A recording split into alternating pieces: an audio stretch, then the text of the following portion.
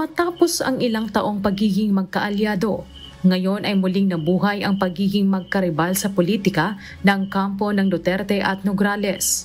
Yes, I filed my certificate of candidacy para makahatag kita ng choice sa Davao.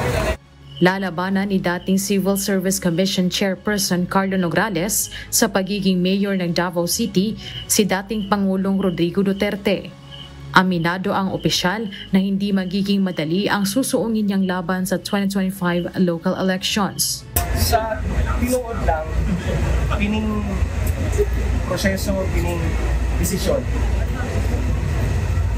daghan ang nag-suporta, daghan ang nag-text. It was not an easy decision. Maraming sumusuporta, maraming nag-convince sa atin para makahatag ng choice sa Davao, para makahatag ng chance sa Davao, para dunay mapilian ang mga taga Davao. Kabilang sa plataporma ni Nograles ay ang pagsasaayos ng drainage system na matagal na ani ang problema ng lungsod na mangangailangan din umano ng tulong mula sa nasyonal.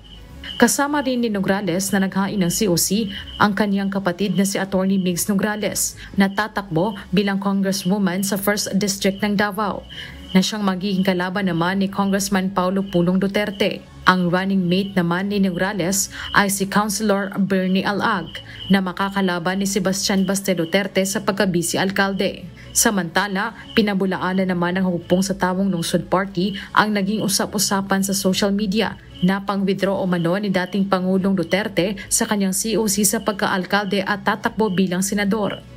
Sa official statement nito, nilinaw ng partido na nananatiling alkalde ang kanyang tinatakbuhan at committed sa pagbabalik serbisyo sa mga Davaoenyo. Matagal lang magkatunggali sa politika sa Davao ang pamilya Duterte at Nograles. Ngunit natapos lamang ito nang magpakita ang mga Nograles ng suporta sa dating Pangulo nang tumakbo ito sa 2016 presidential election at isinama ni PRRD noon si Atty. Nograles sa kanyang gabinete. Sa muling paghaharap ng magkaribal na pamilya sa politika sa 2025 local elections, inaasahang magiging mahigpit ang laban.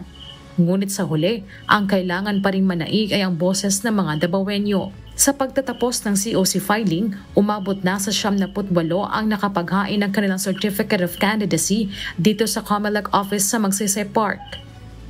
Marisol Montaño, humahataw sa Balita Ngayon.